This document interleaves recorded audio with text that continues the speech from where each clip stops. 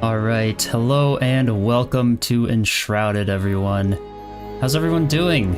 Thank you so much for those of you who can join live, welcome.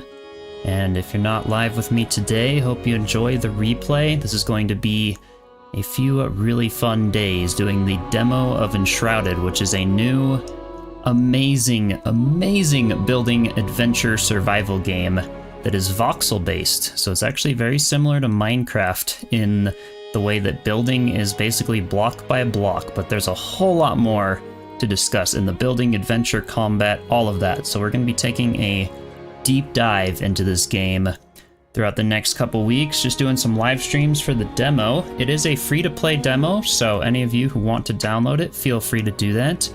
One thing I will mention, right now the demo is being released a bit early, which is why I have access to it currently, but then October 9th is the official demo release, so they'll be doing another update from right now, but it probably won't change a whole lot from the way it is now till October 9th, but just so you know, there may be a couple little bugs or things throughout our first couple live streams until October 9th, but aside from that, hopefully everything will be figured out and working well.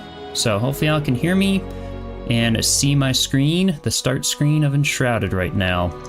So that's the plan, my content plan. We'll be going over everything, kind of treating it like a testing a bit. So any comments you have or anything you want to know, feel free to enter them in the chat, and we'll just explore a whole bunch of things, try out a whole bunch of things, and just have a bunch of fun.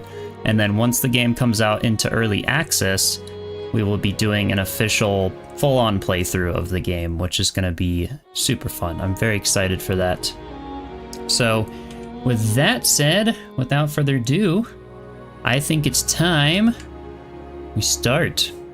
So let's go over some things here before we go to play the official game. So it's just saying it's a demo, but then let me go over some of the settings here real quick. So we have the camera sensitivity, which by default I think is around halfway right here. I just like it a bit lower, so I've turned it down. Just because, yeah, it was way too fast.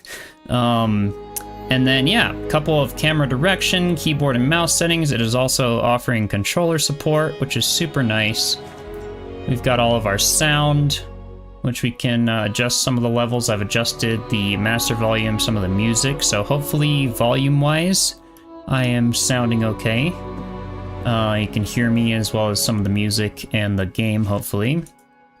The display tab is where we're gonna get pretty finicky here. This game is fairly resource intensive compared to the previous game I do on this channel a lot, which is Valheim. So it does require a minimum currently of 6 gigabytes of video RAM. So you will have to have at least like a 3060 or up for your graphics card, which is not too big a deal. In terms of heat and everything else, I've done a bunch of tests, and I did play in the closed beta of this game, and from the closed beta to now, they have done tons of updates and optimized it a whole bunch. So I'm actually still only running around 50 to 60 degrees Celsius on my graphics card. So it's nothing too bad, and we're doing it at 2K rather than 4K, because 4K it definitely starts pushing it just above 60 degrees, and my room will get pretty hot. So we're gonna be doing it on 2K. Hopefully the resolution looks good for you all. We'll figure out the stream settings for this game, which will be kind of fun. And then, yeah, we've got all of our other normal settings. The field of view right now is currently, I think there might be a bug with that in the demo right now. But yeah, then we can basically set our quality presets to all sorts of different presets. I'm just on high right now. Ultra is obviously the best. And then custom is basically, you can just decide which sliders you want and what you want to show, what you want to have on or off. And welcome, Cody. How's it going? Welcome to the stream. So yeah, those are the basic settings, and with that, we can just hit escape to close. And like I said, I did play in the closed beta, so I'm really excited for this demo here to see all the different things that have changed, how it's improved, and all of that. So without further ado, let's jump in. Also be sure to list it on Steam and join their Discord server. It'll really help promote them. So when we hit play, we'll enter into the character creation, where we have quite a few different models of characters here.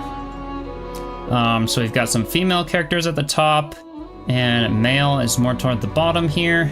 I think I'm gonna go with this guy right here. This stream will be the deciding factor if I buy this. Oh, definitely. Well, stay tuned then. We'll have a bunch of streams, and anything you want to know about the game, Cody, definitely type it in the chat, because I will be going over whatever your questions are and everything. So yeah, it'll be really exciting. I am definitely in love with the game, having played the closed beta, but we're gonna dive into this a little bit in the demo, and that's the whole point of the demo, to be the deciding factor. So that'll work out perfectly. Yeah, this guy's pretty cool. That one's pretty nice. But yeah, you've got like different aging levels and whatever. So this is just like the body type. And then we can go over and click, and we've got like hair and all the other good stuff. So for the hair, let's see here. Right now we've got that ponytail. I think I did something similar to my Viking character for Valheim. So got this one. Let's go with this one right now. Then we've got hair color. We're just gonna go with good old grayish brown. So yeah, it'll be kind of fun. Cody says the official videos looked good, but gameplay shows much more. Definitely. That's why I kind of decided to hop on and do some live streams about it, to kind of show you guys the ropes, just to get a little bit of our feet in the water here before early access comes out, since they're doing this whole free demo for the Steam Fest. So yeah, it's gonna be a fun time.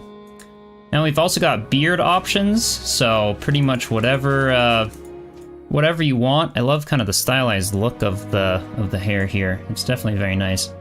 I think I'll probably just go with something simple like that. We've got beard color. That looks good. All right. We also have the voice of the character, which you can change. This is pretty cool. This is actually pretty unique from some other games. So at least that I've seen. Some other games have this, but it's cool that they added this feature. So we've got some more of the female voices up top here. And then we get more into the male voices.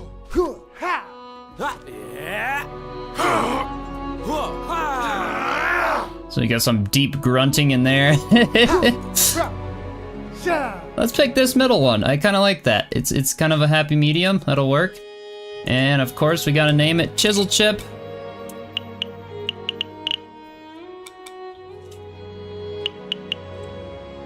Perfect. All right, let's do this. So now we've got our character here, and now when we hit play, we will have the option for worlds. So the awesome thing about this game, you can either start your own little single-player private world. You can host that world as a server. So this will be really fun. It's similar to Valheim, to where you just host your game as a server, and you can set a password, and anyone can join. And welcome into the stream. I don't know how I pronounce your name properly, but Krystowski. But welcome. So yeah, and then you can also hit the join button, where you will find everybody who's got a server running right now. These are all the players currently doing the demo right now.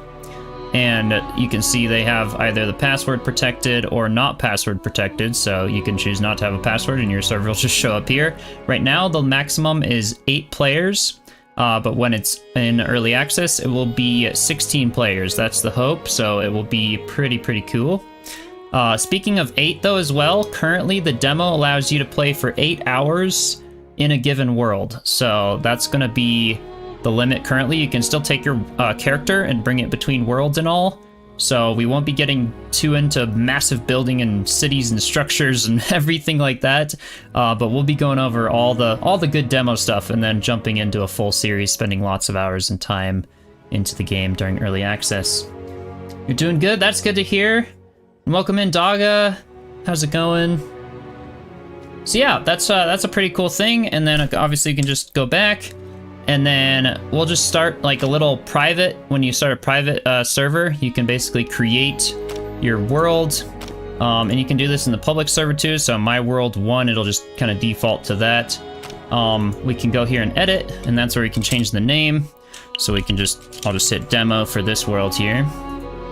And then when we hit done, we can either hit play there, and this will just be our little single player world, or we can go to the host, and then we'll see our world show up here. And we can see the session visibility, it'll just be to everyone. Right now we can set our max player count for how many players can join our server. Again, it'll be up to 16 when the game's officially released.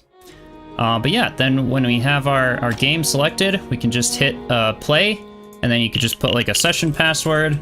I don't really care if any of you guys are playing the demo. I guess you could come in right now. But yeah, then we can just hit start, and it'll be creating our world. So this is going to be super exciting. Takes a little bit to kind of compile the shaders and everything, but it's very exciting. Here we go. The first scene from the trailer. From the darkness, awaken.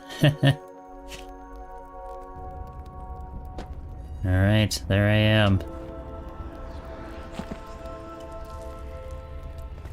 And here we go. Now we can move around and everything. The premise of this game is basically that the world was covered in a shroud, and you, along with other survivors, basically went into hibernation in these like pod vessel things. And you're awakening now and starting your adventures in the world of Enshrouded. So first, we basically, you can see here all these other open pods. I'm sure there's a lot of lore around this game as well. It's going to be really fun to kind of read everything and get a sense of things. But going over a couple of character mechanics here, it defaults to having shift be the sprint, control is roll, or it'll be, yeah, it's usually roll, and then there's also like a crouch if you set it to be that. And then, yeah, I think K, that's not K right now, C is crouch to be default settings. So you can obviously change all these in the control settings. And then to zoom in and out of your character, which you can do, it's just the left Alt button, along with scrolling your mouse wheel in or out, and you can change your field of view there, which is really nice. So when you're like inside building, you could be nice and close to your character. When you're outside adventuring or fighting, could be a little farther away. So we'll just pick something in the middle for a little bit here. But we're heading to this door. And we are in the Cinder vault right now. This is very exciting. Alright, so then yeah, we have some lava around here, some like magma rock. It will burn you if you step on it. So just don't do that. And then yeah, nothing much in this Cinder vault. This is where we start the game. So right here we have flame, and we have to commune with the flame. That's the very first thing. We've also got our directions at the top and everything else. You've slumbered for too long, Flameborn. The realm of Embervale has fallen, consumed by the Shroud. Now the enduring flame calls you. Find a place in the ruined world to construct a flame altar to create shelter from the dark. Alright, so there we go. We unlocked the recipe of a flame altar, which is basically a workbench. Your flame altar will be placed, and that's what allows you to build in the area. So it says at the top right of our screen, claim a spot for your base. We can hit J, and this is our journal, where we'll find all of our quests. So right now, the first quest is to go claim a spot for our base, and you can hit F to show all the stuff on the map. So here's where it's suggesting we build our first little house, which is going to be really, really exciting. Funny how stepping into lava will burn you, will not change your warmth level. Yeah, that's very true. So yeah, we have that. We also have our crafting, which right now we have to do the flame altar, and all discovered recipes will show up here. Quickly navigate between them at the top, and then here you can always find the requirements. We'll be going over all this in much more detail. You can pin recipes, make things a little easier to find, which is an improvement from the beta, so I'm really happy that they did that.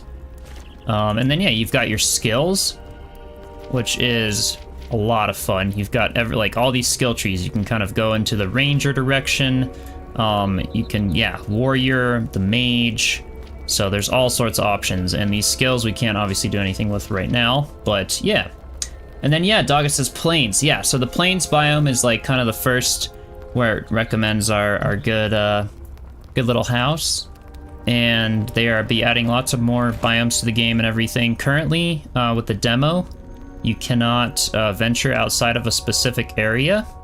So that's just something to consider. It's a limited area and a limited playtime, so there are a bunch of limits, obviously, compared to what it will be. But yeah, we'll have a lot of good gameplay with the limits. So you guys should get a good sense of what this game's gonna be. So yeah, we venture out here, and this is the world. Absolutely stunning. Absolutely stunning. It's, yeah, the graphics are amazing. The voxel-based environment and everything. Every single bit of this earth is like a block by block. You can entirely modify everything here, which is really amazing. So yeah, this is what we're granted with as soon as we walk out of the vault. So, just a pretty cool view. And then you can see there on our direction map that claim a spot for your base will show. So it's in the north there, 161, 157 meters away there. So we'll be making our way over that way shortly here. But we have a little journal we could read here. And I won't go through all of this. I think I'll read more of these in the full like playthrough after early access comes out.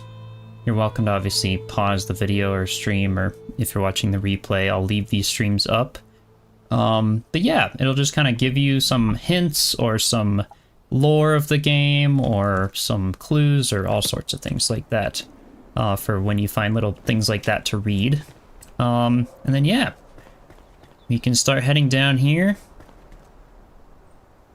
And sometimes you'll come across like little, you know, bits of text and stuff that'll pop up here and there. Sheesh, this is a nice view. It is indeed. It's incredible. They really give it to you the moment you start the game. It is just beautiful. So you see down there that little pink, like flame-looking thing? That's where it recommends. That's like our location that we're headed toward to build our first base. But you can see I'm very, very high, and I can't really jump off this or I will die. Yeah, I will die. So we don't really want to die today. I will die on purpose, just to show you guys what happens. Once I get some more materials and some more things, just so you guys can know, like, know all the mechanics. And as I said earlier, anything you want to see me do or see me try in this game to kind of determine whether it's something you like or not, just let me know. And that's what the demo here is for. So first we gotta head toward this cave. This is our first location. We'll come across things like this. We can loot these, which are bandages right now. We can basically apply those and it'll be health, and you can scroll through your inventory, and then you can also use the little abbreviation key thing right next to like the 1 key on your keyboard to switch between hotbars. So you actually have 2 hotbars with this game, which is amazing because you can have one hotbar be the combat fighting hotbar with your swords and shields and food or whatever. And then you can have the second hotbar be for farming, crafting, all that good stuff. So I really, really like that they made that a thing.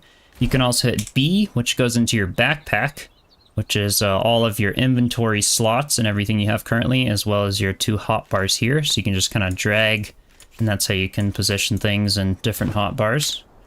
And then we've got a chest here we can open. We've got another bandage and another torch there. So the torch will be useful for the cave. It also grants us with a torch right at the entrance. Alright. So yeah, it starts the game off kind of spooky, but don't worry, it's not like a terribly spooky game. It's definitely not like Sons of the Forest or The Forest or anything like that. But yeah, as you kind of walk, it'll kind of light the way with these little lanterns, because you're a Flameborn, you have like that inner flame that will light the way as you go. So yeah, we've got like an old mine shaft here, which is always fun. There's a lot to explore in this game. It's an entire like adventure, kind of reminded me of Indiana Jones, the movies there when I played in the closed beta. So it's a lot of fun. So many adventures and quests and interesting things to do. So yeah, we just kind of keep making our way deeper into the caves here. And you can dig caves like this, you can build in caves, all of that, no restrictions. So yeah, come out over here and you can see down there is the Shroud. So it's kind of like the Last of Us movies, or that show. Kind of like the Upside Down and Stranger Things. So yeah, you don't want to be in there for too long or it will consume you and you will die. But yeah, there's a lot of things we have to do in the Shroud, obviously, as part of the adventures of the game. So here we go. There we go. You can see some skeletons lying on the ground. All the ones that came before us died. There's another torch. You can also fight with the torches and stuff, so it's like a good little first weapon.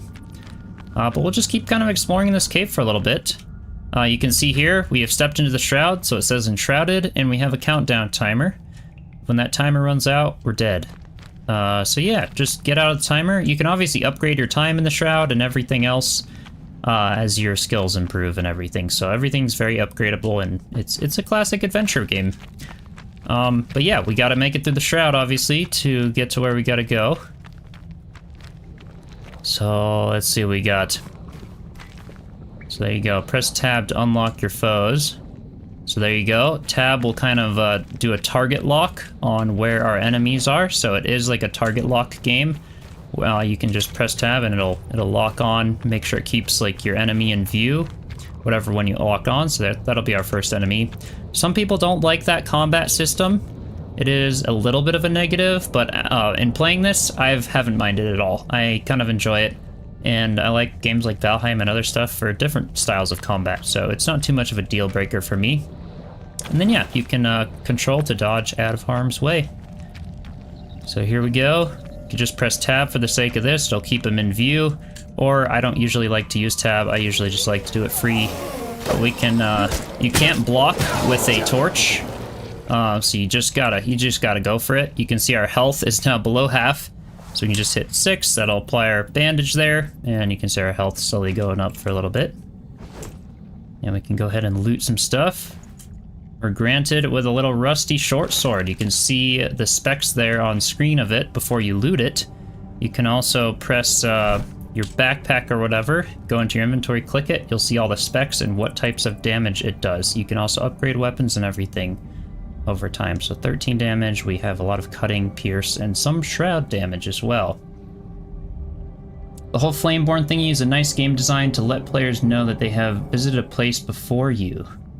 Yeah, you know you've been there if the torches are lit. Definitely. So that's a pretty cool thing. To do. I will comment on that. The whole world basically resets itself over time. We'll be explaining more of this in the building side of things. I should probably like get out of the Shroud just for a minute to let my timer go back up. There we go. So I don't die while I'm chatting with you guys. But yeah, so it basically will kind of reset itself if it's not on your, like, within your flame altar. So you basically have like infinite resources because you can go back, like I think it's about 4 in-game days later, and it will all be like regenerated. So the chest will regenerate with random loot. Yeah, the villages will spawn more mobs. The ground will kind of regenerate where you've previously mined for ore and things, so that if you are playing multiplayer, you can wait like 4 days or something and the person could go out and experience the same exact adventure that you experienced without having you loot everything or any of that. So that is a super nice feature. We'll be diving more into that later on. But I think that reset also applies to the torches and lanterns. So they will kind of reset, and then when you walk back to them, they'll kind of relight. But yeah, I kind of like that concept of maybe them staying lit to let others know you've been there. That could be a cool suggestion, actually, for the dev team. Oh, and we've got some more mobs over here. So these guys aren't too bad. They're just level 1. And we got some cloth there, so we unlocked some good stuff. These are kind of the little blights that are in the Shroud here. So it looks like we made it through the little section of Shroud, and we're gonna go caving again. And here we are. We have arrived at the bottom. You can see we started up there. That was the vault we came out. We go through the little cave adventure, and we're at the bottom now. So that's how you come down. There's also lots of other cool things you can explore in this cave. So like all of these little walls and Other things like this you can destroy. There's rooms behind them, chests, other adventures, and loot, and all kinds of cool stuff. So there's, yeah, it makes for quite the adventure. We'll kind of, we'll go more adventuring, but we'll just kind of get our feet set in the game first, and then start getting specific on what we do. So here we came across the our first beacon. So if you fall, you will rise again at your last return beacon. So if you come close to the beacons, if you see something like this, come close to it, it will light up like this. And then if you die, you when you respawn, assuming you don't have like a, you can also fast travel to your house, but if you respawn, you'll respawn to the latest one of these. So they're kind of like little mile markers or things that if you reach them, you don't have to necessarily respawn all the way back at the beginning. And then obviously you can travel to your house and everything once you start making that and getting that set up. So it's nighttime now, you can see. Some beautiful, beautiful environment. This is how the torch looks in the dark. Super nice, not too distracting, not too bright, and just provides an even glow. Sometimes torches in games, I don't like how, sometimes I just don't like using them because they're so, like, in your face. But this is definitely nice, and then you can zoom out and everything. So we've got a rock here. We can basically collect everything, start unlocking recipes. So you come across all these little bushes, and some of them will have, like, little purple berries. You can start harvesting them. Gives you plant fiber and twigs and other things. We've got a little rabbit here. Looks like it didn't see us. So those will give you some meat. And it's the usual little grind of a survival game. We'll just kind of go slow and have some fun. At night, some of the mobs will spawn here. So we've got some of those Shroud mobs here. And we can block now that we have the sword here. Looks like we parried that one there. But you can see if you block it, you will usually block 100% of the damage. It just uses your stamina when you're blocking. So as soon as your stamina is up, you will no longer be able to block their attack. And obviously the higher level the mob, the worse it is. So the more stamina it will use. So we'll try to take care of some of these guys. They definitely take a bit. Ooh, alright, so he might die here. Let's use a bandage.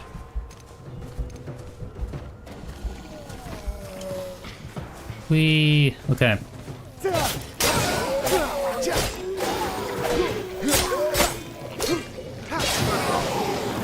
Perfect. So that's like simple combat. Just keep hitting left click and you'll make it there. It'll work out. So you can obviously leave these and they'll despawn and everything obviously over time as the world resets itself. You can also hit F and take everything instead of just hitting spacebar to take whatever's at the top first. So yeah, we just keep gathering these and everything. And we have reached our little starter house location, which I do recommend you build your first little house here. It's a beautiful spot, super practical location. So it's kind of cool that they kind of handhold you for a little bit until you reach your first little starter spot. So yeah, claim a spot for your house. We have currently done that. So we have to place the flame altar here. This is where I want to build. So that's where we can go ahead and place one of those. And to do that, we can basically hit any of our keys, the backpack or whatever, go into crafting, and you can see our flame altar. Here's all the recipes we've unlocked so far. The flame altar requires a few more stone. So let's just go ahead and grab some of that, which are the little rocks on the ground currently, because we don't have a pickaxe, so just pick up little things like this that lie around. And mostly you'll be making it to this spot before nightfall and everything. We'll just kind of take our time, go over a lot of the aspects of the game. But yeah, now we've got plenty of stone to do that. We can go back into our crafting and construct it, which is just a space bar. Oh, ouch! All right, so we are very, very much close to dying.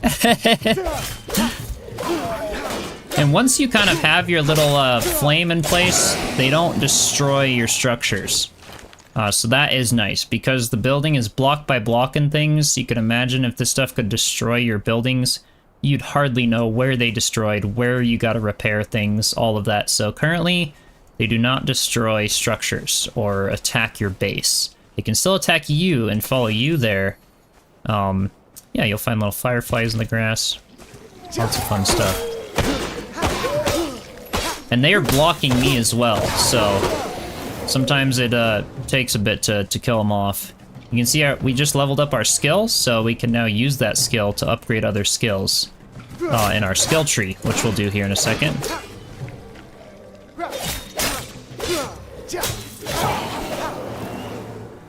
Alright, perfect. So you can just hit F to take all.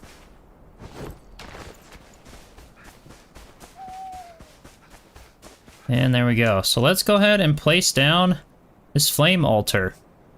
And it'll kind of zoom way out for the initial placement of the flame altar, just so you can see that red line marks the boundary of where you can now build in and craft in. And then you can obviously upgrade your flame altar, place more of them, all of that to have larger boundaries or more of them in general. So we'll just pick a nice little spot for it, something like that. And there we go. You can commune with the flame. This is where you'll kind of see all your quests, your current things that you'll be doing and adventuring. So it says there are other survivors drowsing nearby, ancient vaults, and you can go and find them to aid you on your journey. So that's a pretty cool thing. And the demo lets you free the blacksmith. That's the first one that you can do. And I won't give away the rest because I'm not supposed to yet. Alright, so yeah, our quest is updated. There we go, it's morning now. We can obviously upgrade our altar, and it will give us bigger ranges for building. We can also strengthen the flame, which gives us more time in the shroud, more passage level, more altar capacity, all sorts of cool stuff there. So that's how you do the stuff with the flame. And then to build, we gotta make a whole bunch of stuff. We gotta make our crafting hammer, we gotta make a workbench, all sorts of things like that. But yeah, just check out this environment. It's so beautiful. Now that it's daytime, we may as well just kind of go explore a little bit. Just show you guys some of the environment here. So you can see that's the shroud down in there. There's a lot of it, a lot to explore. And this is still within the boundary of the demo, so you'll have a lot of good playthrough, a lot of good gameplay. But yeah, the map is absolutely huge. What was the flame level in the world's description? The flame level in the world's description. So that's like the, I think that's the amount of flames that you currently have. So that's like your main flame. How upgraded is it? And how strengthened is it? And that's like the flame level of the world for like how much you can build. And some people might like to see that in the world description just to have a reference of like if they're playing multiplayer with their friends, like how many people can build, all of that. But yeah, that's a great question. So anything within that that boundary of this flame altar will stay. It is now saved. If you destroy the flame altar, everything will be consumed by the shroud, as they call it, or go back to normal. So the world will reset itself where you were. So anything you built, anything you placed, any ground terraforming you did will eventually just kind of fade back to normal if you destroy this flame. So keep the flame there if you want to save everything that you build. Obviously, in here, if you want to destroy it, you can extinguish the flame. So this is a nice feature if, say, you know, especially for multiplayer, if you want to build like a little starter house, you kind of throw some things up and end up not really liking the way it looks or whatever. It's just like a little starter base, and you're like, I don't need that there anymore. Rather than destroying all the blocks and trying to terraform it to look natural again and all the jazz like you got to do with a game like Valheim, for example, all you got to do is just hit E and extinguish this flame and just wait a few days and everything here will just fade back to normal. You may want to destroy some of your structure stuff to get your resources back if you want to, but yeah, otherwise that's a really cool feature. And then multiplayer as well, like say you've got someone who kind of comes on and, you know, destroys a bunch of the terrain or does some like massive buildings and then suddenly quits and never comes on again or something. All you got to do is go over to their base and just extinguish the flame and it'll reset the ground and you can then build there, or it'll be ready for the next person or however. And yeah, you can dig inside of those cliffs, make hobbit houses, absolutely anything you want. Everything you see here you can build on. Every structure, every mountain, you can explore and build. So it's pretty cool. And like I said, I'm not going to build some big fancy houses because it's just the demo. We don't have a ton of time per world. Every world is the same. It's not procedurally generated, so the quests and other things will be the same. So like if you find a location that you absolutely love for building, you know, your friends will be able to find that same location as well. It's not like every world you do will reset that location, which can be a good or a bad thing, depending on how you look at it. So yeah, there's all your resources. We've got another first, like, daytime mob here. This is the wolf. And you can see the music changes when you have mobs that are kind of alerted on you as well, so it doesn't, like, jump scare you too much. You can kind of predict when they'll be coming. So you can see I'll block the attack. And... ouch, ouch, ouch. Alright. Kind of clicking on chat sometimes. I have, like, a little chat overlay, so I'll have to figure that out. It doesn't do that with Valheim, but for some reason... it clicks on the chat in this game, so I'll have to figure out the overlay. Alright, so we're wounded. We can also eat the purple berries. I don't suggest you eat the meat right now, because sometimes you can get poisoned unless you cook it. So we've got some meat there. Yeah, we've got mushrooms, other things. The wolf took down this mountain goat here, so you can also loot the things from that. And every now and then you'll find fallen mobs or whatever, because they'll hunt each other. There's kind of the tier of mobs and the system and everything. So the first thing now, we basically place the flame altar. If we want to find the next thing to do, we can go hit our journal and go to the quests. So we claimed a spot for our base, and it'll show that it's completed. We've got like the pages for that. We talked to the flame, everything like that. So now our next quest is a sleeping survivor, which is the blacksmith that we can go free and essentially have at our house to help us out with things. And that's a really cool thing about this game, that they kind of have like NPCs that you can place within your area or within your home that you can craft things with or other stuff. It's not quite as advanced as Sons of the Forest, where you have like Kevin who can help you build things or gather resources for you. You still have to get resources and such, but they will unlock new recipes for you and all of that and teach you how to craft certain things. So yeah, seeking the survivors, so it'll show you like where you gotta go. You can show on the map. You can see this is where we gotta go. We can also click on that. We can set as waypoint, which will basically, setting as a waypoint will, you can see it shows on your little direction up top there, 475 meters away there. It was already automatically set as a waypoint from the journal. But yeah, that's our thing there. Sleeping survivor, F to show on map. That's how we kind of get to stuff. Clear waypoint, we'll just clear it. We can also go to journal to see everything about that location that it said. It'll have the little exclamation points and things. And then I'll show you here, now that we have a flame altar down, you can see our home is level 1. That's because our flame altar is only level 1. But you can right or left click it and then fast travel, which basically wherever you are, except for in the Shroud. You cannot fast travel when you're in the Shroud, which definitely makes sense. I'm glad they kind of fixed, there were some bugs around that before. I'm glad they fixed that. So yeah, you cannot be in the Shroud, but as long as you're outside the Shroud, you can hit fast travel, and wherever you are, you'll teleport back to your home, as long as you have a flame altar there. And you can have multiple flame altars and fast travel to them. You cannot, yeah, you can fast travel to the spawn. So the Cinder Vault, as well as these guys, you can fast travel to, which is pretty cool. And then there's some other vaults throughout that you can fast travel through. Or fast travel to, but your quests and things you obviously cannot like fast travel. You have to actually go through the process to get to them. So that's something that's cool. So that's our first quest, is we have to make it over to there. In terms of building some stuff, I obviously am pretty naked and afraid right now, so I should probably grab some better gear before heading into the Shroud and going on the first quest. So we can just hit our backpack or whatever, go to crafting. And what do we need to make? We need to make a construction hammer. That's what we need to build some stuff. Just requires some stone, just 1 stone. The resources are very cheap in this game compared to some other games, which I really, really like, because it eliminates the aspect of the grindiness to a certain extent and allows you to really focus on a lot of the adventure and a lot of the fun side of the game, especially considering it's like block by block placement. And in terms of being to scale, it's like Minecraft, but the blocks are 4 times smaller than a Minecraft block. So you can really get detail in your houses and things, and it's a lot of fun. And then it has a whole blueprint building system, which we'll go over here soon. So yeah, let's go ahead and craft our building hammer here.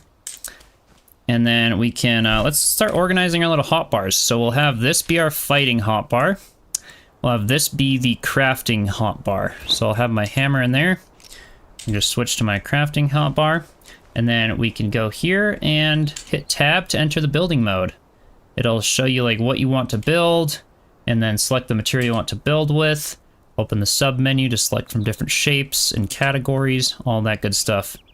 So we can just hold this and be able to scroll through like all of our blueprints for building rather than placing things block by block, which is such a cool feature. And we'll go over that soon, but in order to build, you have to make the materials you're actually going to build with. So we do have to craft a workbench. So we're gonna go back into crafting. Workbench, we need some wood logs and some string. So we can make some string. I believe we needed 3 of that, and then we need 8 wood logs. So let's go ahead and make an axe so that we can cut down some trees. We can also just punch the trees or cut it down with our sword, but it takes forever. So it's worth it to make an axe. So I think I can already craft. Yeah, I can already craft one of those. We will need to make another string since I use that for the axe. But yeah, tree felling is super simple.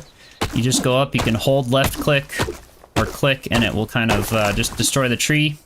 Use the stamina, obviously, but it will give you wood, certain kinds of wood as well, depending on where you are. So you can see we're going to unlock a bunch of stuff now, and some resin and other things. So there we go. Just grab a little bit more of that, and then we'll be able to get into crafting some simple stuff. Maybe I'll just build like a little deck or something just to showcase a little bit of the building in the game. So yeah, twigs and wood and all that stuff, this is all like what you'll need for beginning. And if you have like excess material in your inventory, you can see that if I go over here, I can just click this, and I can either just click the delete key or just hit the button here, and it'll just delete everything there. So like if you don't have it, or you can split stack or delete by right clicking it as well, which is super nice. So we'll just grab some basic wood. I might grab the big tree here, just so we have some wood in order to get started making some wooden blocks to build with.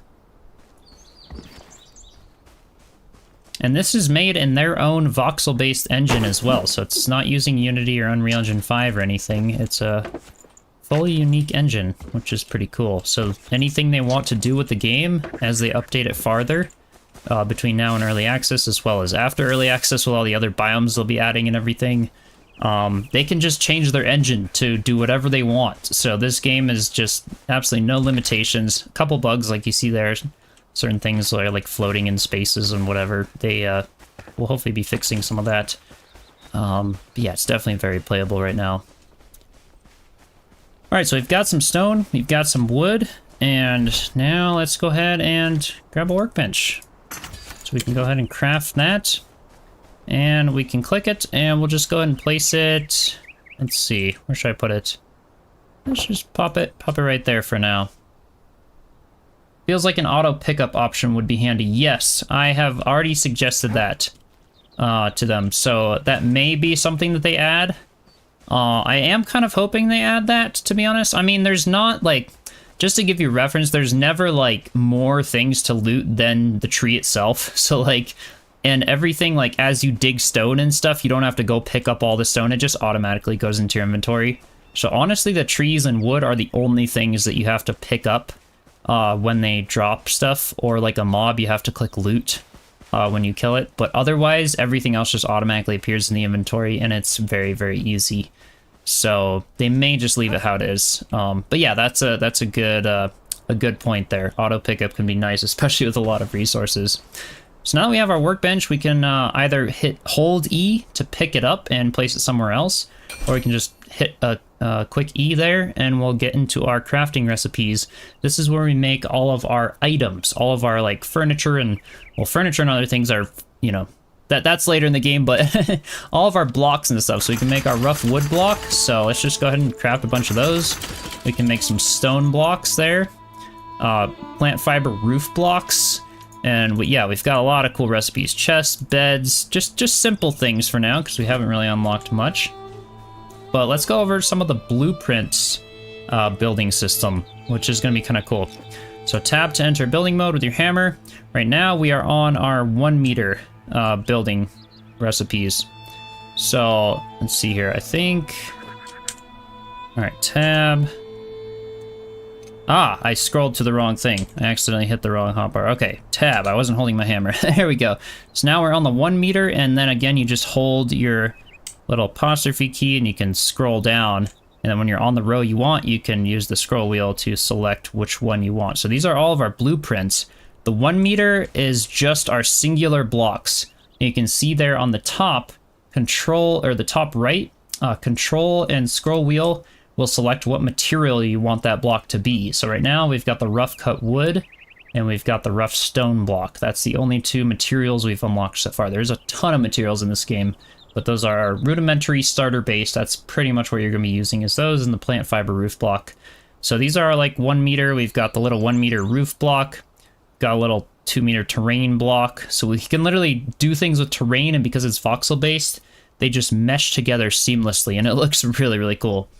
So yeah, so if I place like a single block, you can see right now it's stone that's selected.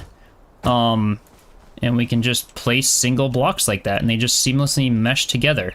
You can either right click and it destroys something, or you can also hit Y up to 5 times and it will undo your latest actions if you don't like the way you place something. So that's really cool, and it just automatically gives you the resources back. So again, to your point about the auto pickup thing, you don't have to worry about like going around and like picking up all your resources when you destroy something. It just refunds you automatically as soon as you break it. So super simple process. So that's like placing things block by block. What I usually like to do for like a floor of a house is go to my 4 meter things, and now we've got like our blueprint building. So this consists of 76 blocks. You'll see 500 out of 76. 76 blocks is to build this piece here. So yeah, that's that blueprint building. As you can see, as I mesh it like farther, I think, let's see, control and scroll wheel. If I put it, so if I place like a wooden floor block there of the blueprint, we can also use X to enable snapping. So right now snapping is enabled, but you can see if I hit X to turn it off, I can like have entirely free placement, like block by block, where I want to place this piece. And you can see that if I, also, even if I hit X to enable the snapping, if I phase it into this block, you can see now it only requires 44 wood instead of 76 wood. So it automatically does all the math for you, subtracts the amount of resources so that, you know, I don't have to worry about using the same resources to build my thing, even if it's kind of phased in about that. So yeah. I audibly gasped when I heard about the undo option, something I desperately need in Valheim. Yes, definitely. Yeah, it's a massive game changer, especially because this game is much more focused on the building than Valheim, with lots of options. And I mean, you can build crazy fortresses. It's like Minecraft, so gravity's not a thing either. You could build floating islands of Avatar and massive castles and crazy cool things. So yeah, but yeah, all the options they give you is just, they really did think it out. A lot of this has been upgraded as well from the closed beta, so they've really taken a lot of our suggestions, done some great things here. So yeah, you don't have to worry about wasting materials on blueprints or things. It'll only use the materials you need for the part you place. So you can see that if I place it here, they seamlessly integrate and mesh with each other. And it only used 44 blocks. And then if I just hit Y to undo that, or I could right click it, and then you can seamlessly, you know, you can place this one here, and it used the 76 and just seamlessly integrated there. Another really awesome thing now is if we go now into our 1 meter blocks or 2 meter or whatever, you can see that we can now destroy individual blocks of that blueprint as well. So it's not like you can, yeah, so that's really, really cool. But now, once you've messed with or modified that blueprint, you now cannot, I actually think they might have changed that from the closed beta. You now can go back to your 4 meter and entirely destroy the whole thing, even if you've modified it. as long as you know which like blueprint you used. Or again, you could just hit Y. So very, very versatile, amazing options. For the sake of this, let's just pop some wooden floor down, and that'll be that'll be like a little deck or something. That could be fun. And then what I'd like to do for like the case of this is we could do like some of those stone columns, for example. So if I go into my 1 meter, we could destroy, like, let's see here, destroy the corners of things.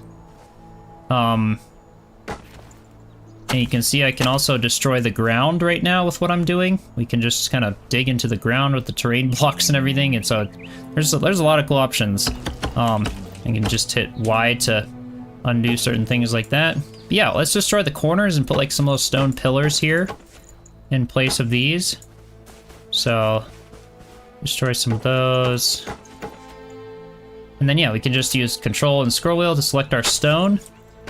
And we just right-clicked accidentally instead of left-clicking to build. But there we go. So we can just build like block by block to create little stone columns. Or again, you could go to the, we could go scroll down here. We've got the 2 meter stuff. So here's like our bigger, higher column or whatever. It doesn't really mean like 2 meter. It's just like the height of building blocks. So it's not really like a block size, but yeah, we got 4 meter here. So here's like a 2x2 pillar that we could use. And I do think that Q and scroll wheel will move it forward or backward. So if you want to get like some really fine-tuned snapping points, you can do that. And then you can also hit the R to rotate it. Obviously this, it doesn't matter because it's a perfect square, so it only rotates 90 degrees. So if you want to build something round, you'd like place like a round circle of blocks kind of a thing. So I'll step back and kind of like phase this into the ground. You can, you know, whatever. I'll hit Y to undo that. I may as well just place these block by block because they're a smaller thing rather than like a big floor. The floors and roofs are what I'll mostly be using the blueprints for. Everything else, it's just kind of nice to do like block by block placements. So we can make, you know, little stone columns on the side, do little decks and everything we want. So something like that. And let's see, what other building things are there in that world? So yeah, there's like, you know, you got your stair blueprints as well. So you could just go over, grab like a little stone stairs. And in this case, they're pretty small stairs, but you could like put them there, phase them there, and then you can just walk right up and down them. Yeah, lots of really cool stuff when it comes to the building. And I'm sure you all will create amazing structures and houses. I definitely cannot wait to officially dive into the building once early access comes. I'm not going to be putting a whole lot of time into it because I may as well not if I'm going to lose all my progress and everything with the demo. But yeah, I'm looking forward to all the building potential of the houses. And again, you can just dig hobbit houses and stuff. We'll start creating the pickaxe and do some terrain stuff pretty shortly here. Yeah, check that out. Got some beautiful graphics. Nice little sunset here. Yeah, it's really nice. And we don't have weather currently. So those of you questioning like whether or not they're going to be adding rain or thunderstorms or things like that, they did comment that that was something they wanted to do for early access, but it will not be a part of the demo right now, at least currently. Maybe on October 9th they'll start updating some things. You can see that's the transition from day to night, so a little bit abrupt, but it was way more abrupt before, so they've definitely done some good fixes there. So yeah, currently we just have like a day-night cycle, but they are thinking of doing some weather at some point. The blocks do not rot or take damage like they do in Valheim, so you don't have to worry about things being exposed to the elements. It's just like Minecraft, except for the copper block thing in Minecraft and stuff like that. So yeah, you don't have to worry about that. You can just, you know, spend as much time as you want slowly working on your massive castle or whatever, block by block. You don't have to worry about stuff coming and destroying it or attacking it. It's not going to come in here and try to attack your structure. If I go outside of my little boundary here, you can also see that when I hold the hammer and then go into tab, you can see that it shows my boundary of where I'm able to build in the say needs building area if it's outside of that area. So as I step outside of this area, and then if I go to like a wolf or something and then try to lure it in, it will still follow me into that area, but you'll see here in a moment that it will not attack the structure or anything. Let's see if I can find anything that would follow me in there. This is a pretty safe area, obviously, because it's just, you know, it's the default spawn. Here's a wolf. Here we go. So we'll just go ahead and bring that with us, and you'll see here what happens.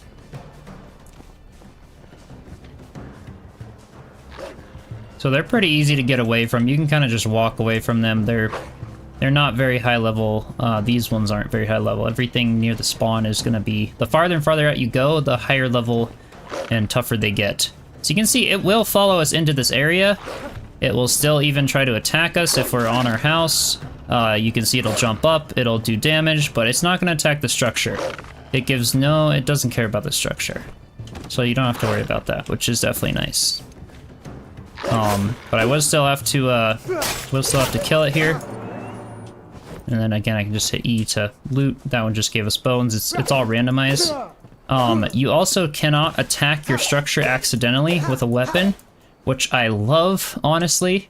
You don't like have to, to break the blocks, you have to be using the hammer, which is super nice because, again, block by block placement, it would just get so tedious and so difficult to figure out what blocks took damage or what blocks were destroyed and where you got to replace things, especially when you start building on the level of a massive fortress or castle or things.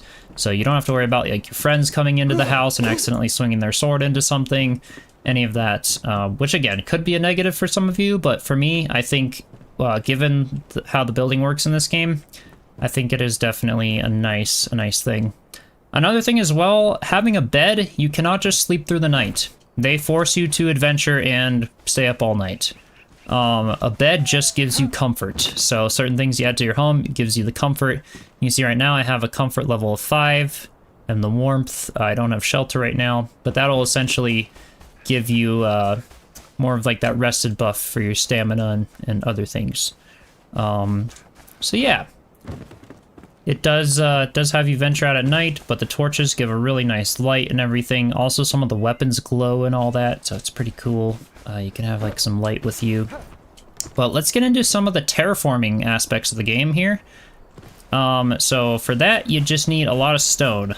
But let's start by crafting a pickaxe, because that's what we need for the ground. So we're gonna go ahead and I actually think, yeah, so you can hit workbench, but then manual crafting is where you can just have anything in the manual crafting, you don't need the workbench for, so you can just hit, you know, crafting, and it's all right there, which is super nice. So let's see, our pickaxe here, we need string, that's all we need. So we don't need much. Let's go ahead and craft a pickaxe. And again, it's probably automatically went into my like farming crafting hotbar, since it found an empty slot in there. But anything we modify inside of this line, of this red boundary line, will stay forever. So like if we want to build a hobbit house or dig a cave, we can start digging. You can see it puts dirt and stone into our inventory. The dirt is on the surface of the ground, the stone is as you get deeper. So as we start digging deeper, you can see I can still zoom in and craft and everything by again just using the left alt wheel, scrolling in. We could dig sideways, we can dig caves, we can tunnel, and it's just kind of like, yeah, it's pretty cool. It all just meshes together seamlessly. You can see I've kind of trapped myself in the hole, so I'll have to dig out. But you can see, yeah, this very top layer of ground, if you aim the pickaxe at that, that's where you can get dirt. So in terms of crafting recipes, stone and dirt, that's a fast way of getting them. And then you can also fill that in by doing terraforming options. So if we go into our hammer, and then tab to enter the building mode, and then go to more shapes, let's grab the terrain section. We can craft just a massive terrain block, just a literal block of terrain. We can craft rocks, and you can like seamlessly mesh these rocks together. So like we could put like 2 rocks together and create like a cool custom rock sort of thing. I'll head out of the escape so you guys can see that a little better. So we can create, you know, whatever you want. You can rotate it, orient it in whatever directions. it all just kind of seamlessly integrates and creates really cool terrain shapes and other things. So let's go back into our hammer. We can all do the ramps. So like if you want to do like a easy pathway maybe up to the top of the rock, we could start doing some of these. I don't like that little crack or gap there, so let's just go for, the 1 meter. Anything in the 1 meter is like all your 1 meter placements. So let's just go to the terrain block, the 1 meter terrain block. Go ahead and place some of those and close up that gap there. And then, yeah, I mean, whatever you want. It's just crazy, the customization. And you can see how the terrain just kind of seamlessly meshes together, even though it's technically like on its own little grid here. It is amazing. So you can just get as crazy as you want with pathways and bridges and ground, build your own hill, dig a hobbit house in it, all that stuff. So yeah, you can see that this terrain, the terrain modifications we did right here, they will stay the way they are. Another thing that's useful for terrain, I think it had some bugs previously, but honestly, I kind of want to test this out because I have not tested it out yet, is crafting the rake. Do I have that recipe yet? Pickaxe, don't have that recipe yet. Okay, so I think that's more like farming related or other things.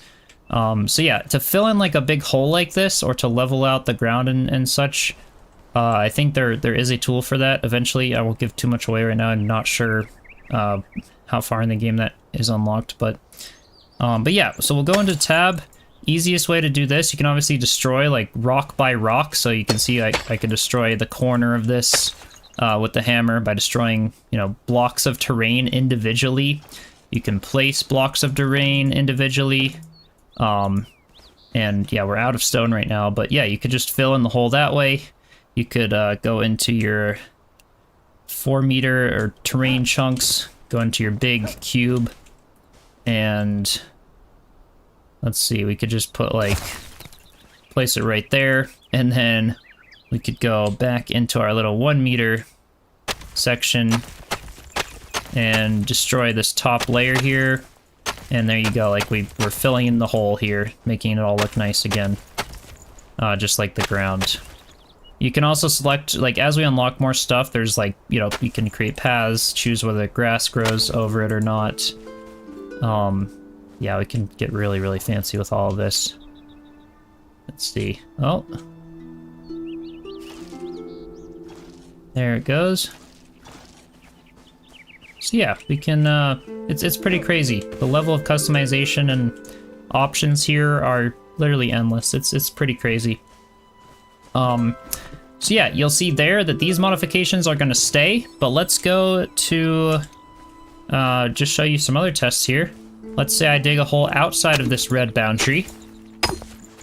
I'm just going to dig this, and you guys will see how long it takes for the ground to reset itself. So because we don't have a flame altar or a red boundary, because this is outside of our boundary, obviously if we upgrade the flame altar or place another one, it will encompass this area.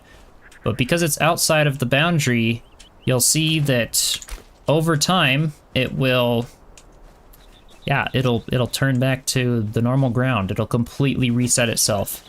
So say you made a whole bunch of terraforming things to get ready for your house that you really didn't like, and they turned out crazy, and you just want to reset it to be back like it was before. Just, again, come over here, extinguish the flame. That's all you gotta do. That's all you gotta do. It's that simple. So yeah, you'll see that these will stay because they're inside the flame, and we haven't extinguished it at all. You don't have to fuel it or anything. It just stays that way forever until you extinguish it. But yeah, you'll see that in a few days, this hole will disappear. So it will not be here anymore. All right, so that kind of encompasses some of the building and terraforming in Enshrouded, just a little bit of it. Again, if you guys have any other questions throughout the stream, and then I'll hopefully be doing more streams just on more adventures and fun stuff between now and the end of the demo. The demo ends on October 16th, so they'll give you a while to test it out and just have a bunch of fun. So yeah, those are some of the very basic things. what else can I do to kind of get ready for our first adventure to go seek out the blacksmith? Let's see. Could make a bed for some comfort. I'm thinking I kind of want to make some armor if I could. So again, we can go into here. We've got like our weapons. A shield could be useful. We can go grab some wood logs. A bow could be useful. Yeah, let's go grab some wood logs and twigs and gather some more resources to start upgrading our character a little more. And then I'll venture out. So these guys give you plant fiber and twigs. Any one of these like bushes that you see. And then obviously the trees will give you the wood. And different types of trees give you different types of wood as well, which we'll be exploring pretty soon here. But yeah, we're not rested right now. We have not eaten in a while, so you can see our stamina bar. It's taken a while to, or stamina wheel, I should say. It takes a while to kind of fully regenerate.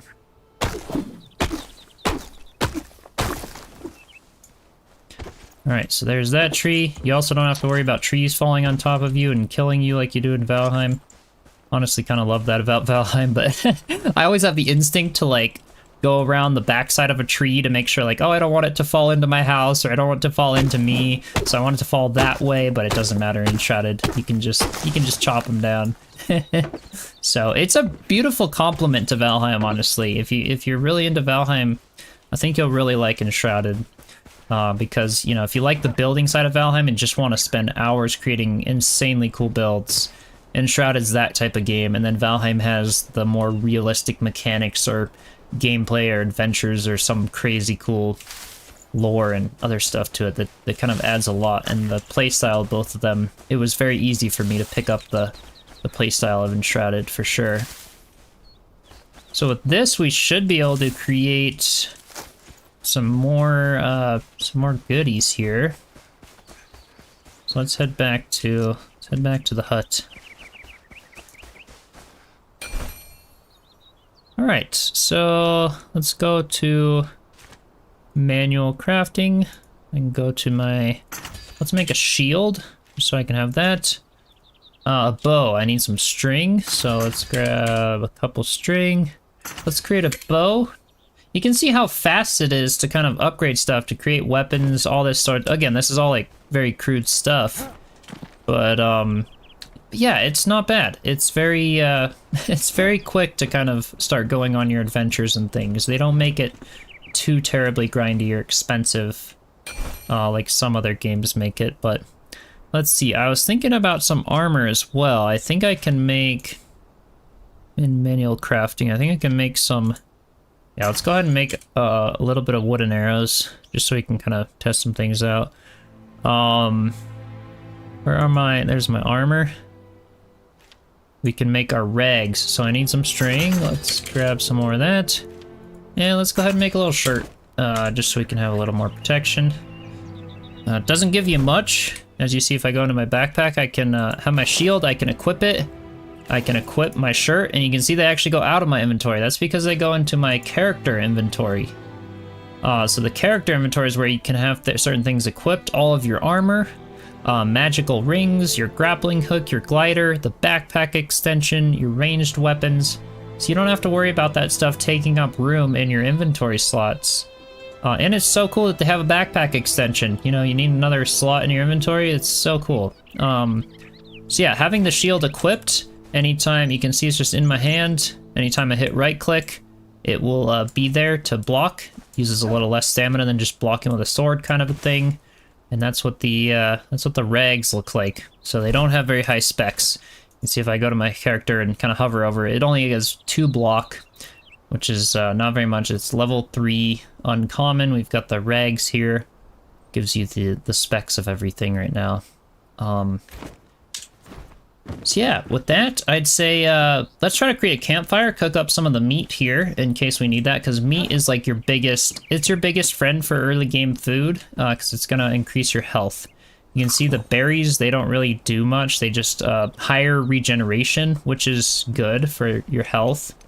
The mushrooms will give you magic damage bonus if you're doing magic stuff. There's all sorts of directions you can take it. Speaking of that, we can go into our skills area, And you can see we have 2 skill points now that we can start unlocking things with. So got all sorts of options. We can kind of choose to go more toward the ranger side of things. Let's see, dexterity. Yeah, we could do so much stuff. All tools lose durability slower. Power parry. Mason, deal more damage against stone objects. Super cool. Sneak attack. Kind of like the sneak attack. Let's unlock that because we can hide in the bushes and then do more. So yeah, now we have to obtain more skill points because I'm out of them now, but we now have a sneak attack possibility, which is basically like, you know, if you're in a bush or something, the mob can't see you. You can, you know, crouch and then you can hit E and it will, you know, it will go and sneak attack your enemy if you're in range, which is cool. All right, we got a question. Can you destroy crafted stuff if you accidentally create something? I tend to misclick terribly. I see what you're saying. Yeah, so like if it's a weapon or a shield type of thing rather than like a building block. That's a good question. I don't think you can actually. You can destroy it obviously. But you cannot get like the resources that you crafted it with. What I can speak to, and this is like a little bit complicated, but you can see here in my inventory we have the runes material. So this, if you obtain a lot of these, and these will come in more handy with the blacksmith once we go on that adventure. But you can basically turn your weapons, your old weapons for example, you can recycle them into these runes. And then you can use these to then create or upgrade better weapons. So that's kind of how the weapon armor system works, is that you can salvage them into the, we don't have that option yet. But you can salvage them and it gives you like these, credits and stuff. You take these to then upgrade other weapons. So you can see like my sword here is only level 2. I have no options right now, but you can upgrade it through the blacksmith and everything, and you use these runes and other things. So it does have like a full like recycle system thing.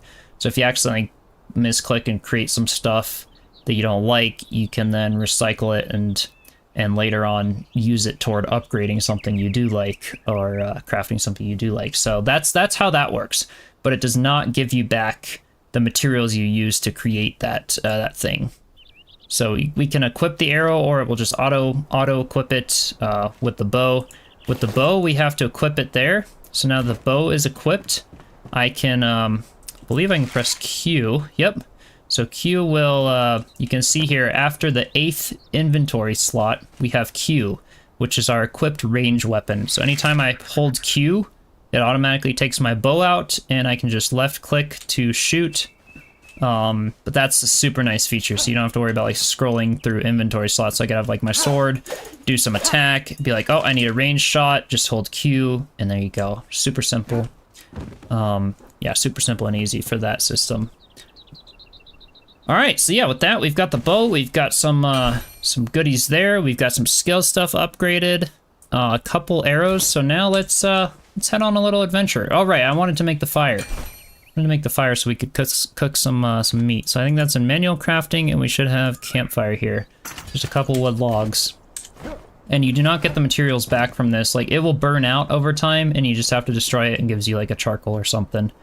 So it doesn't just like, you can't like refuel it with wood. I think you need like the official fireplace for that and stuff. Let's see here, did it automatically? Yep, there it is. So we can place that. You can see it's lit right now. It'll eventually burn out, but you can place it like on any material, any block, anything like that. But then we can go over here, hit E to cook, and we can switch to our, so we have to place our food. So we got to switch to our inventory slot that has the food. So anything that shows up in white here, rather than just gray, we can cook. So we can just hold our left click and it starts cooking the cookable items, and then you just let go of left click so that you don't burn it. As soon as it makes a little sizzle sound, you just let go of left click. And that's like the rudimentary way of cooking when you first start out the game. So we'll cook some of this. And then you can also like fry certain things. So like you'll see our mushroom is showing up as white here. We can go ahead and make like a fried mushroom here, which is kind of cool. And that'll just increase that stuff. So yeah, we've got some good food now. Got some weapons. Every time you click on the workbench as well, I'll mention while we're still on the weapons. Anytime you click, you'll see all items repaired in the top left corner. Anytime you click on a workbench, everything in your inventory will be repaired, including the torches, which is pretty cool. So you don't have to worry about, like, you know, it's very similar to Valheim, except you don't have to click repair. You can just, every time you click the workbench, they're all automatically repaired. So that's a cool thing. You don't lose the item when the durability bar goes down. You just lose the ability to use that item. So you don't have to worry about, like, Minecraft where you permanently lose an item when it wears out. It breaks and then disappears. So you don't have to worry about that. Alright, so with that said, there's a lot of things we could do. We could create the glider, the grappling hook, all sorts of things, which we'll definitely be getting into. But yeah, for now, let's go explore this little village that is near our starter home. So you can see here, there's kind of a little, there's all sorts of really cool structures and quests and things. So this is Long Keep, and it's now marked on the map. You see what if I hit M to access my map, you can see we've explored Long Keep, and you can just set it as waypoint or just know where it is on your map. If you like resources that you get in the village and you want to go back for more, you'll know where it is on the map. You can see here the craftspeople. These are what we have. I'm not allowed to say what these ones are, but this one you can. That's the blacksmith, and that's our first quest. So that'll be a fun one. We also always have a lit fire here at this village, which is a useful thing. So you can always cook there. That one doesn't burn out. So we've got some meat here, some more raw meat. So it's just a nice little starter village. Gives you some more stuff to read if you want more lore and kind of what happened to the village, or yeah, tips and things. So all sorts of really cool stuff. We also have the well in a lot of the villages, so we can just like hit E, keep spamming E and stuff. It will scoop water out of the well until it runs dry. It will run dry. You can see it's dry now, so there's no more water there, and it will fill up again. So like, you know, wait a couple days, come back, it'll be full of water again. Or the meat we just looted will be there again. Things like that, so that your friends can also have a chance to gather resources and experience the adventure for themselves over time. So yeah, all sorts of cool things you can read and collect, and all sorts of things like that. You can see there's the shroud there. It'll also kind of go over some of the combat mechanics if you head over to this side of the village, or again, you can see our house is over there. But yeah, you've got some like archery targets, so you just hit Q and practice our aim and things, which is really cool. You just make like these awesome little playable villages. And then I think somewhere in this village there were also like dummies that you could practice fighting on to kind of get a hang of the fighting skills, although they may have changed that. Yeah, I think they're up here. There's a lot in the villages. Yep, here they are. Up top, I believe. At least they used to be here. Maybe they changed things. Yep, there they are. Okay. So these are like dummies. It'll tell you here. Some of like what your fighting stuff is. I already unlocked the swords and whatnot, but yeah, so you can kind of just practice, I guess. They're not really, you know, they don't fight back, obviously, none of that, but like, you know, if you want to practice like a headshot on multiple enemies, it just gives you some cool cool things that you can do. Yeah, we've got wood, resources, all sorts of stuff that we can loot, and then you'll find chests scattered throughout. Let's see, I can jump up the hills and get on into here. What else do we have in the village here? Some stuff in here. Doesn't look like anything we can take right now. What about down here? Let's grab our torch. Yeah, so not much in this little starter village, but like obviously the ones where the mobs spawn and stuff, you will gain a lot of amazing loot from these villages. A lot of really great stuff. And this village has a lot more. I'm just not like fully, you know, you've got a lot of adventure looking around and all the nicks and crannies to unlock certain weapons or abilities or other things that like you can only find in that specific village, that type of, you know, enchanted weapon or something. It's kind of cool how that works. Yeah, the village screams renovate me. Definitely. So you can do that. Let me see here. If I go to my tab, let's see, or backpack, crafting, and then flame altar. So you can see if I make another one of those flame altars. Right now, I'm at my maximum capacity of flame altars. So let's see in my journal. Let's see world. So you can see active altars 1 out of 2, but right now I only have the ability to place 2 altars. That also gets upgraded over time. Yeah, let's go ahead and place that. So let's bring that into the inventory slot. You can see I can place it in the village. So like if I want to upgrade this village, it's buildable, which is just super cool. So there you go. I now can build. I can place blocks in the village here and renovate these, you know, as I unlock these types of blocks. I can, let's see, let's go to the one there of stone. You can see I can fix up some of these walls and entirely rebuild the village if you want. Obviously, I'm using the wrong block right now, but yeah, it's amazing. It's amazing. So thanks for bringing that up. Any of these villages or ruins you see along the way, if you want to turn them into something or renovate them, honestly, that could be such a cool thing that I'm like looking forward to seeing people do, is just taking villages and renovating them in their own unique styles and everything. Like a village renovation contest could be super fun. Super fun thing that like they could host in the Discord server or whatever.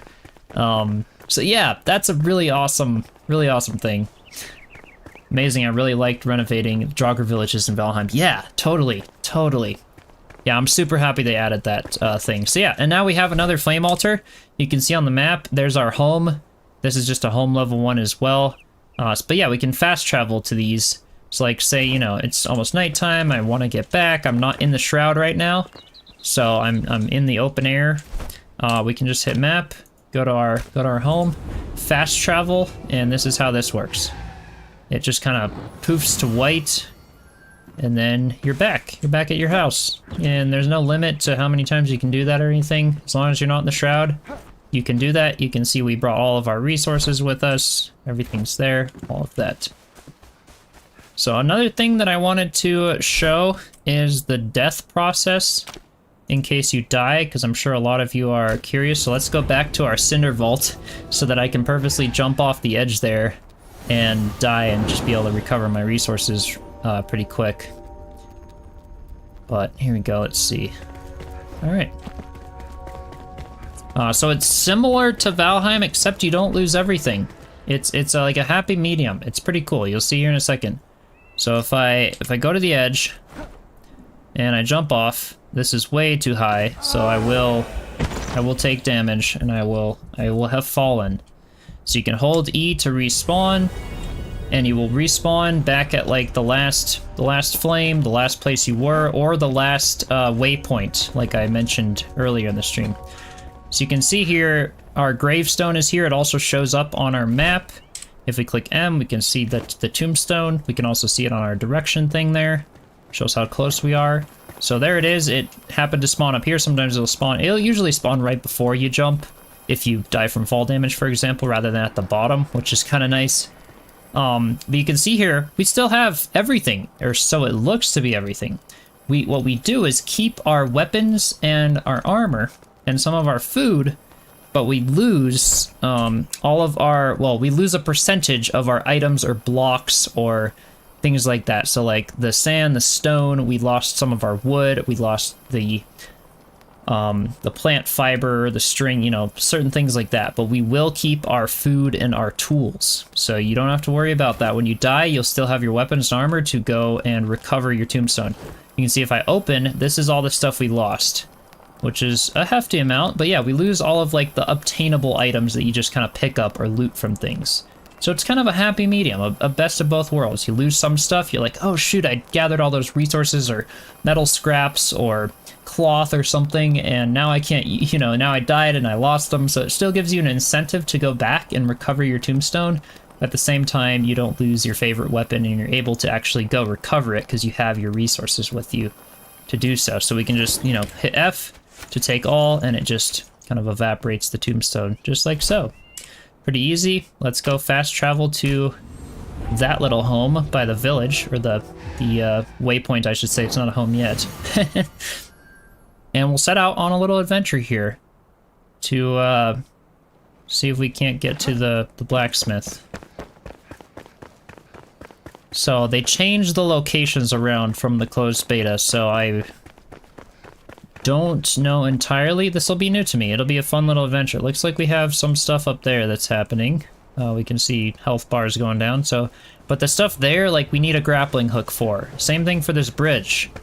Oh, I've got something on me. You can hear the music change. There it is. Oh yeah, you can parry things as well. If you right-click perfectly timed, it will parry it. It's a little more difficult in Valheim. You just have to right-click a little earlier than you normally would in Valheim. But you can see here, Braylon Bridge. And it'll also show up on the map. You've discovered the location. Usually shows up on the map sometimes. But yeah, we need the grappling hook to get across this this bridge, because it's all ruined. It's been exploded and other things. Speaking of exploded, there's explosives that you can get, and you can literally bomb the ground, bomb structures. It's insane. Some of the adventures in this game is absolutely nuts. So definitely subscribe. I'll be doing a full series, just deep dive into the role-playing of this game when it comes out in early access. So it's gonna force us to go through the Shroud until we have a grappling hook, and to make the grappling hook we need better resources, obviously.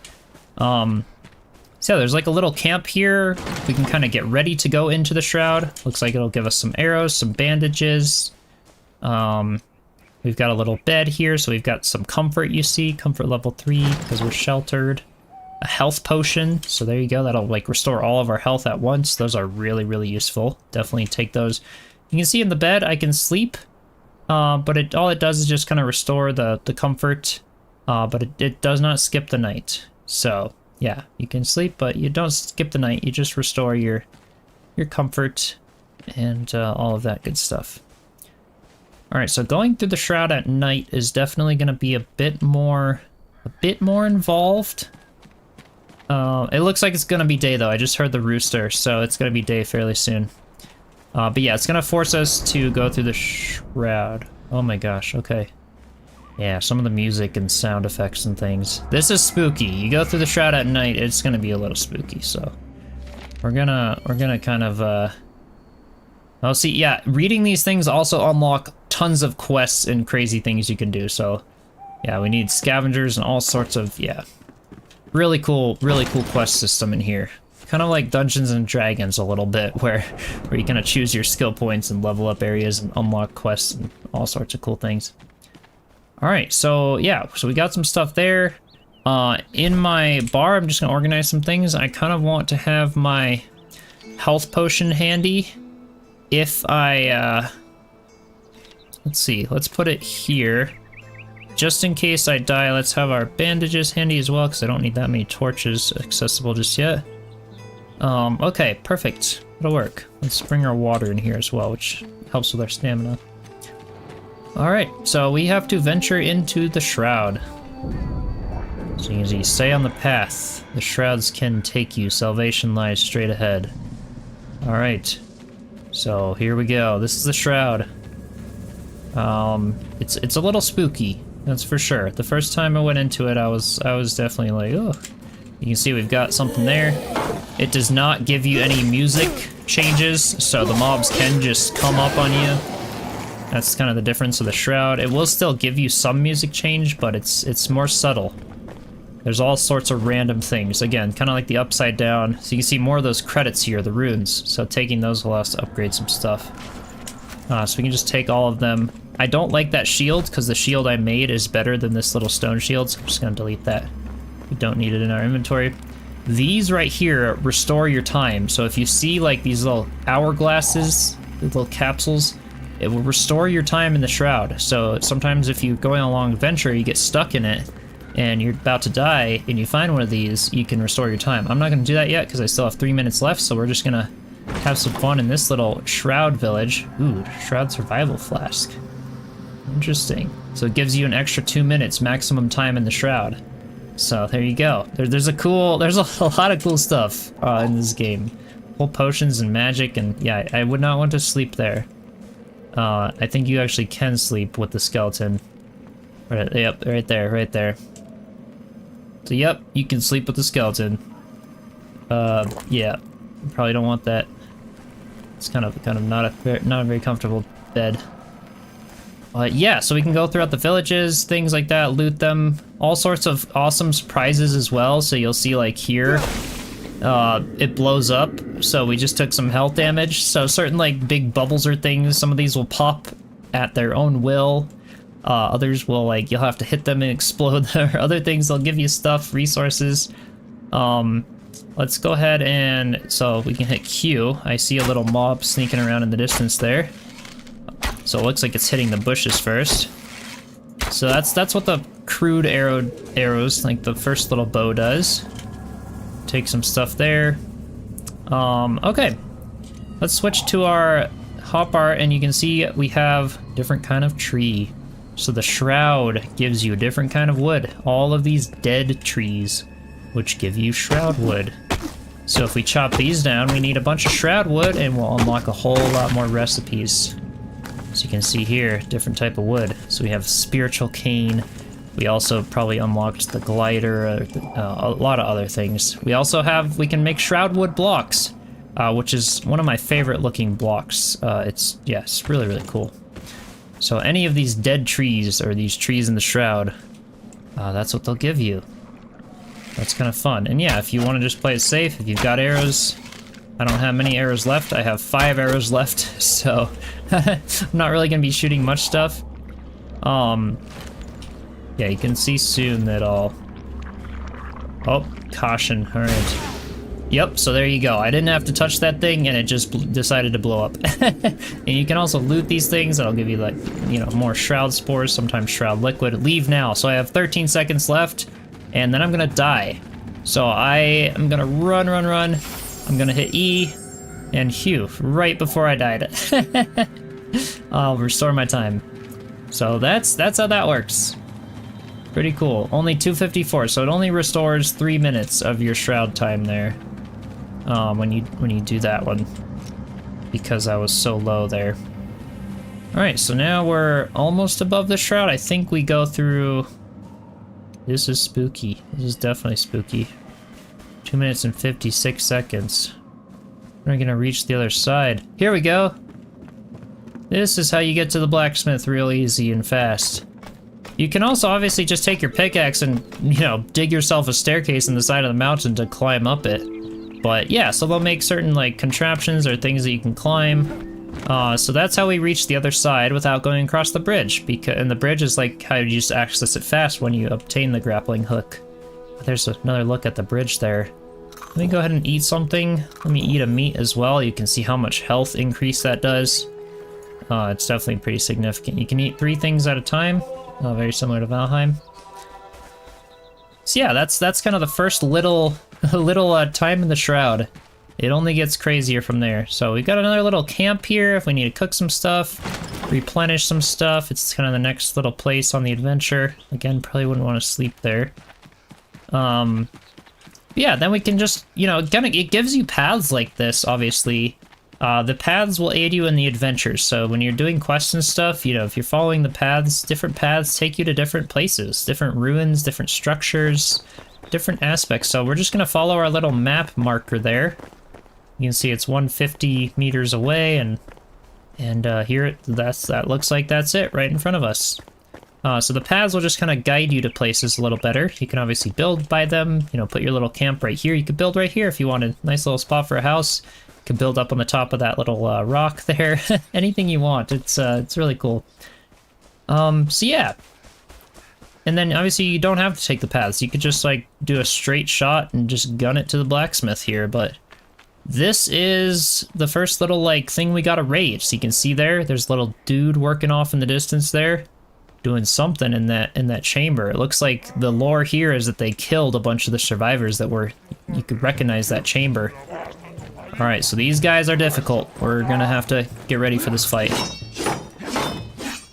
Again, my shield will protect. It uses a lot of stamina, but we're just gonna take it nice and slow. And they're very intelligent as well. They will block you, all sorts of things. So, ouch, okay, not too bad. We're doing okay. So you can see I kind of parried it, but not too bad. There we go, now I parried it. So let's see if I can take care of that guy. There we go, there's one down.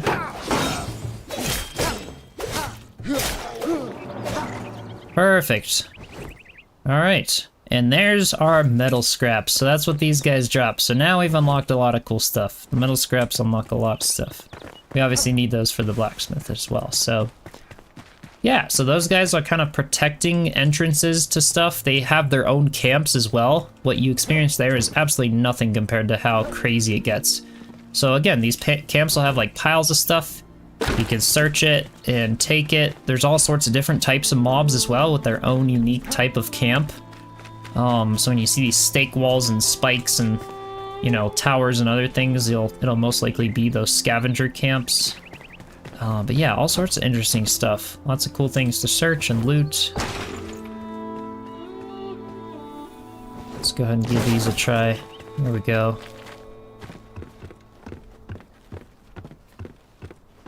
So yeah, you can climb ladders. You could renovate this if you want.